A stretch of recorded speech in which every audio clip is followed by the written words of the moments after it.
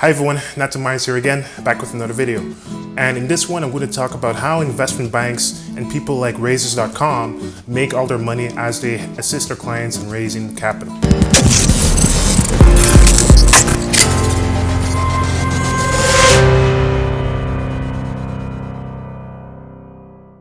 And so making this video off of a recent event, one of our clients actually closed $200,000 to get some working capital for potential IT acquisition. So $200,000 has been closed, the money has been sent, and that was all through our relationships. And that person in particular was Estev, and we're really happy to celebrate this particular quick victory. And so moving on, so 4 ways how people, investment banks essentially make all their money, and why is it that they pay, basically how they pay their managing directors, and then how the rest goes towards, their staff, their interns, and their investment analysts. So first way are consultant fees and fees. Because some investment banks, they charge their clients due diligence fees. Some people call it commitment fees. Some people call it, any kind of fee. And so some people, what they do, they charge their clients these fees. Sometimes it's all upfront. Sometimes it's a monthly retainer. And sometimes, sometimes they take care of their own travel when they're pitch investors for their clients. Some people, when they fly in, whatever, they take the fee. Some people, they charge the company the fee. And so it depends on who's the one doing it. And so that's the first one. And so the next way is success fees generally. And success fees are the fees that are raised, like if you raise somebody $1 million and then your success fee is like 6%, that means you're making $60,000 on what we say is on closing of escrow. So when the money gets sent wired to the accounts of the person. And so that's typically the second way. And people generally, when people make money correlated to the amount of, generally speaking, when people make money that's correlated to the amount of money that comes from investors, you typically have to be registered as, registered with the Securities and Exchange Commission, or by, if it's America or if it's in Canada, by one of the Canadian securities administrator bodies, such as the Ontario Securities Commission, because it implies that the person is selling deals to investors. Because you have to be registered. People have to be registered whenever the money looks like it's coming from, in connection with somebody, making money on behalf of what they sell an investor.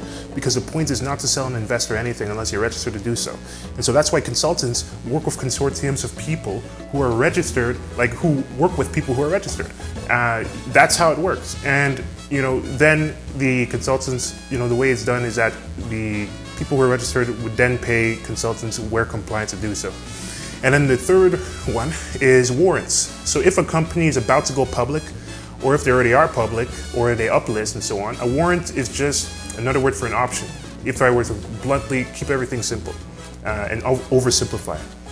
A percentage of the money that they bring in, they have the option to purchase those shares. So for example, if somebody's raising 1 million and then the warrants is 6%, that means that when things get listed to an exchange and they actually close at 1 million, they would have the option to purchase shares at 6% at the same terms that the investor got them. And that's basically a warrant, and that's how a lot of investment banks make their money. And the fourth one is obviously equity. And so some investment banks also have an equity fund. As a consultant, fortunately our company Raisers.com, we're able to have some equity relationships with some of the people we assist compliantly and so on. And so, that's another relationship as well. And, sometimes investment banks have their own funds because of all the companies that they raise capital for as well. And with all those 4 ways, it's in comparison to Raisers.com, currently the way Raisers.com makes money is by assisting clients and giving clients access to the license. It's a licensor-licensee relationship where our clients will get access to all of Raisers.com's series of connections and everything. And as well, from time to time, we get paid from lenders, based on what we do for them. And so that's our model. And our model is going to evolve into the other 4 models as discussed, because sometimes we even get equity as a JV partner for some deals. And so with this, I thank you for watching this quick video. This is how Raisers.com and investment banks make money, and then they take that commission and they take all that money and then they pay their investment analysts a small percent, like a very small drizzle of crumbs from the dinner table of the managing directors. But that's just the way capitalism works. And so, yeah, and just to recap, 1, fees from either monthly or upfront or both for any service. So just fees, consulting fees. 2, success fees. Success fees. These are fees that are percentages of the money that is brought in from a capital raise on closing of escrow. 3, warrants. Warrants are percentages of shares that they're an option to purchase shares at a discount that are publicly traded. 4 is equity, and equity is obviously a percentage ownership in a series of projects, meaning that you get the revenue for projects. It may be vested or it may be forever. And so that's pretty much it. 4 different ways. And so with this, thank you for watching this quick video, and head to raises.com if you want to learn more about what exactly we do, and I shall see you in the next video.